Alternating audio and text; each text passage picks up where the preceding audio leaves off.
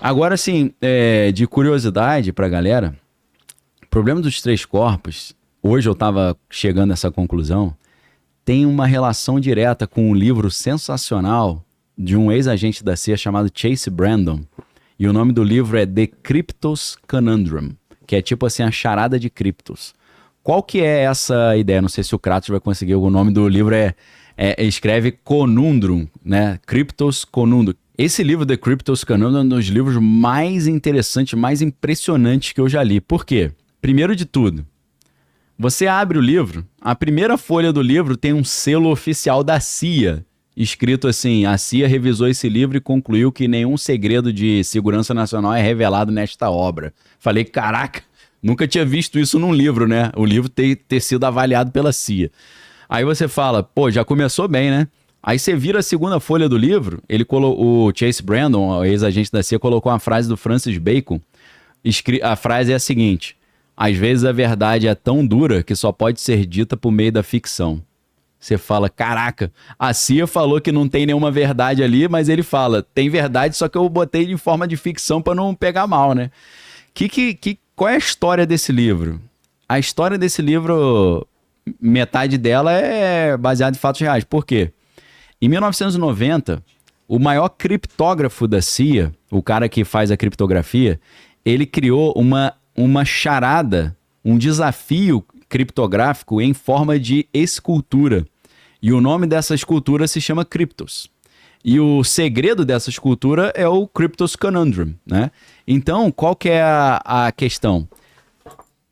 Ah, já tá o livro ali, ó, The Kryptos Conundrum, né? Um romance de um antigo oficial da CIA, né? Chase Brandon. Sensacional esse livro, tá? É um livrão de 600 páginas, mas é uma das histórias mais maneiras que eu já li na minha vida. Eu não sei se ele é em inglês, Vilela. Consegue ler? Cara, esse livro... Vale a pena? Vale a pena. Tem no Kindle também. Tem? Melhor. Eu tenho ele no Kindle e tenho ele físico também. Só que o meu... Eu sempre quero pegar pra mostrar, tá no Rio. Eu tenho que trazer esse livro pra São Paulo.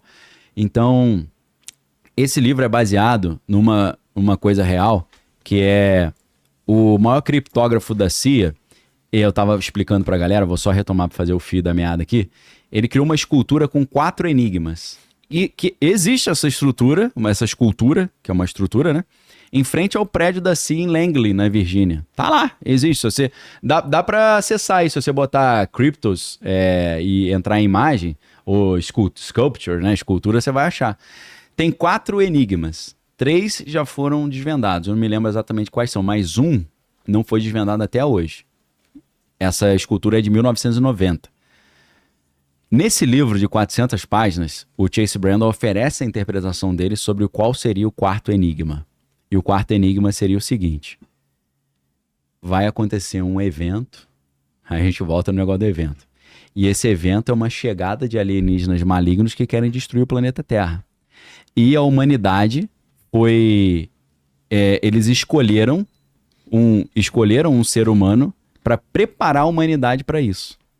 Então o cara recebe a missão de preparar o planeta Terra para a chegada desses alienígenas. Não é igualzinho o problema dos 3 corpos? Pô. Né? Mesma coisa, pô. E aí, o que acontece? Todo o desenvolvimento de armas atômicas e tal, na verdade, não é para vencer a União Soviética, é para lutar contra esses caras.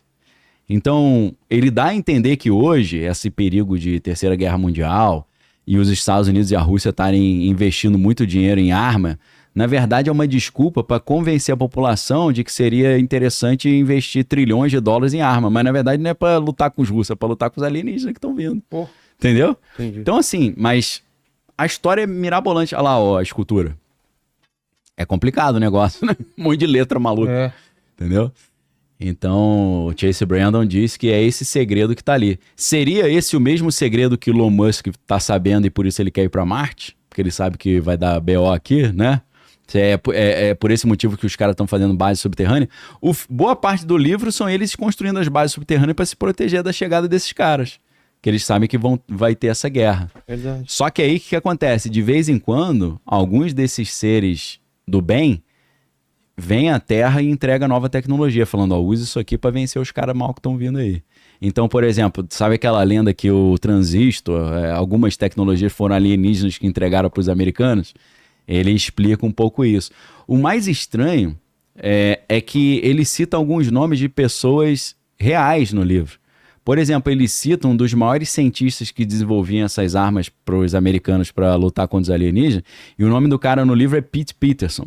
E existe um coroa chamado Pete Peterson, que era um dos maiores cientistas lá do Pentágono, maluco. Então eu falo, caraca, o cara tá... É difícil, porque ele tá misturando realidade com ficção aqui, e você não sabe o que é mero entretenimento e o que é o cara falando uma coisa real, né? E como eu tava falando, né, no início do livro tem um selo da CIA, falando a CIA revisou esse livro e não tem nenhum segredo de segurança nacional revelado. Falei, caraca. Aí a segunda folha do livro é uma frase do Francis Bacon. Às vezes a verdade é tão dura que só pode ser dita por meio da ficção.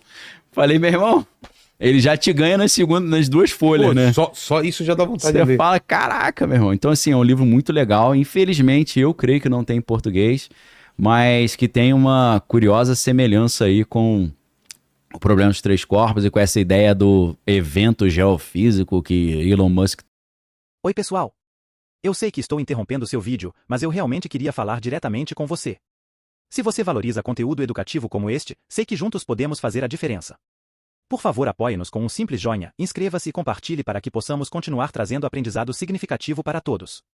Obrigado por fazer parte desta comunidade de aprendizado. Tanto fala e quer fazer foguete para Marte para escapar disso. Então, é interessante, né? Será que tem fundo de verdade? A gente não sabe, mas pode ser que tenha. E tem tudo a ver com o nosso tema de hoje, né? Porque são coisas dentro do meio militar que, na verdade, tem um componente meio esotérico, místico, ufológico, né? Que é totalmente contra a ciência, né? Que a gente pensa que nunca os caras vão se interessar por isso. Então, nos anos 80, teve um negócio nos Estados Unidos chamado Satanic Panic. Não sei se você lembra disso. Teve, assim, um pânico na sociedade de RPG que... e outras coisas. Começaram a incentivar que havia cultos satânicos e tal. Então ficou todo mundo de, caramba, os cultos satânicos estão sumindo com as criancinhas, né?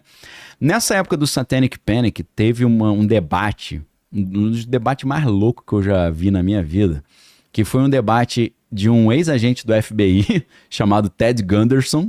E esse cara é o maior red pill que existe. Eu conheci a obra desse maluco... Me fez deixar de ser um adolescente e virar um adulto na hora de olhar o mundo, mudou minha cabeça. E o debate entre o Ted Gunderson com o Michael Aquino. Cara, Michael Aquino, naquela época ele era tenente-coronel do exército, hoje acho que ele se aposentou como general. Michael Aquino, ao mesmo tempo que era um oficial do exército americano, era o líder do Templo de Sete. O Templo de Sete, maluco. Lembra do Anton LaVey? Da Igreja de Satanás lá? Sim, sim. Então, o Anton LaVey criou, junto com a Zina LaVey, a filha dele, que outro dia tava no Jordan Peterson criticando. Não entendi nada. Tô até hoje querendo ver o que a filha do Anton LaVey tá falando mal da igreja lá de Satanás, do pai, né? Falei, não sabia que ela tinha mudado de time, não, né? Aí, ó a sobrancelha do garoto. Ô, rapaz. Sentiu?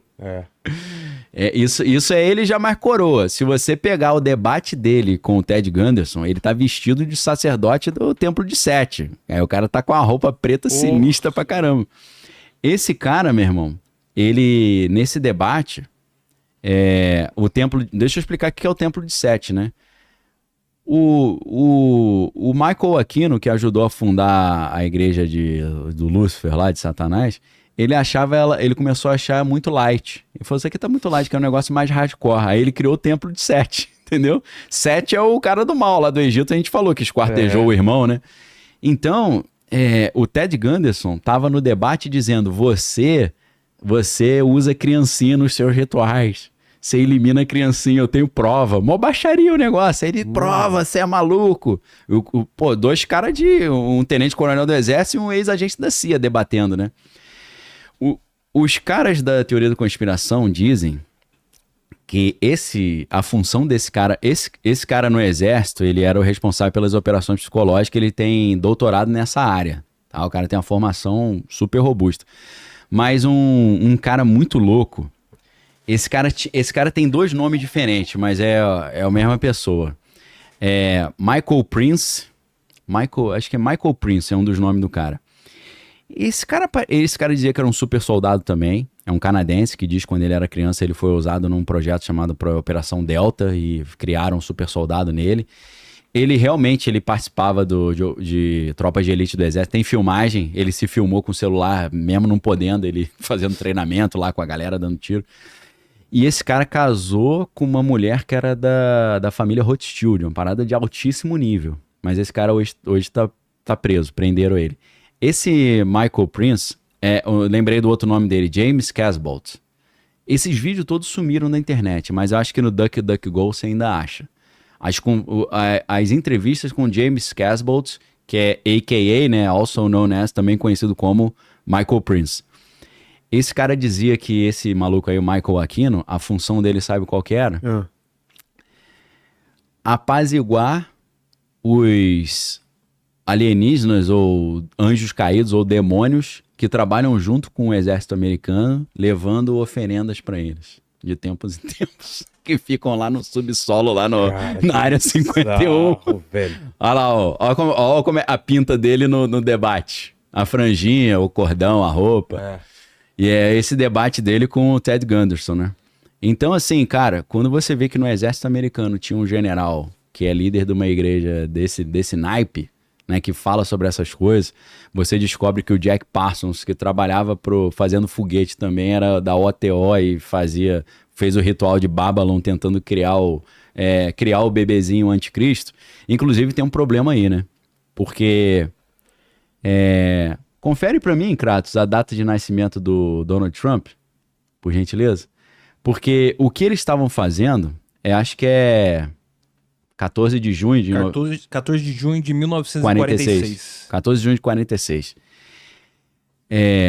O que o Jack Parsons e o Ron Hubbard estavam fazendo lá, em 1946, né, era tentar criar um bebê como se fosse o anticristo. Quase que fosse o bebê de Rosemary. Sim. A história do bebê de Rosemary é mais ou menos isso.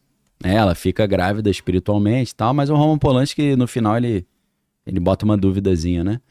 Inclusive, o Roman Polanski tem uns filmezinhos, né? Que, pô, o cara manja do Paranauê também, né? Tem aquele que é com Johnny Depp, que eu acho que é o Último Portal, que é grotescaço também, né? Não lembro. É interessante, mas é pesado.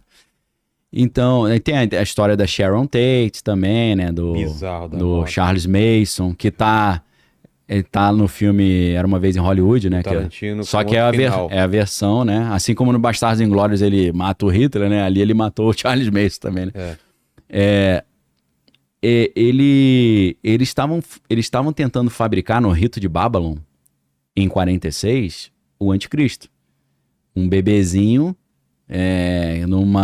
que é gerado num ritual de magia. E o nome desse bebê, Crowley chama de Moonchild, que é criança da lua, que é uma criança que é fabricada num cenário ritualístico. O Donald Trump nasce no dia 14 de junho de 1946, nessa mesma época, depois desse ritual, não 9 meses, mas, 6 meses, 5 meses depois. E o Donald Trump nasce num eclipse lunar e numa lua de sangue. Mano. E os caras dizem que ele é o bebezinho lá que o Jack Parsons fabricou junto com a Mulher Escarlate, que é a Marjorie Cameron, né? Que eles fizeram um ritual de magia sexual. Então tem a galera que diz que ele é esse bebezinho de Rosemary, né? A história do Trump. Eu falo, porra, caramba, hein? E agora, de novo, presidente dos Estados Unidos.